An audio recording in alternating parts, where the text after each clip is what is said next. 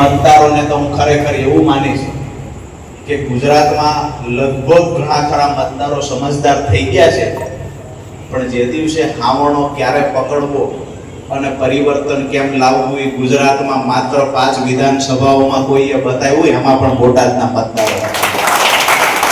એટલે બોટાદના મતદારોનો તો આભાર માનીએ એટલો ઓછો છે કે ભૂલ અમારામાં થઈ કે અમે તમને માણસ આપવામાં ક્યાંક ભૂલ ખાઈ ગયા છીએ, ભગવાન એમને સદબુદ્ધિ આપે પણ ફરીવાર આવી ભૂલ નહીં થાય. ટકોરો મારીને માણસ આવશે કે તમને એવું થાય છે ખળો વર્ષો વયા ગયા, એક મજબૂત માણસ મળ્યો, પણ એક વાત દાવા સાથે કહું છું કે અહીંથી ચૂંટાયેલો માણસ આખા ગુજરાતમાં એના નામની ચર્ચા થતી હશે, એમાં કોઈ શંકા નહીં.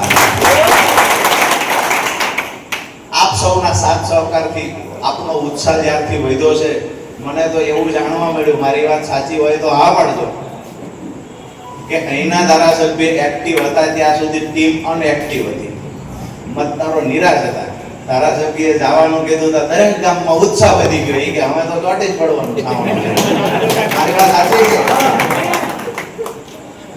અહીંયા ક્યાંક ને ક્યાંક આ બધાનો જે આજની સભામાં ઉત્સાહની સાથે આક્રોશ છે, જલ્દી 2027 આવે ને કાપેટા ચૂંટણી આવે તો મત દઈ જ દેવા છે.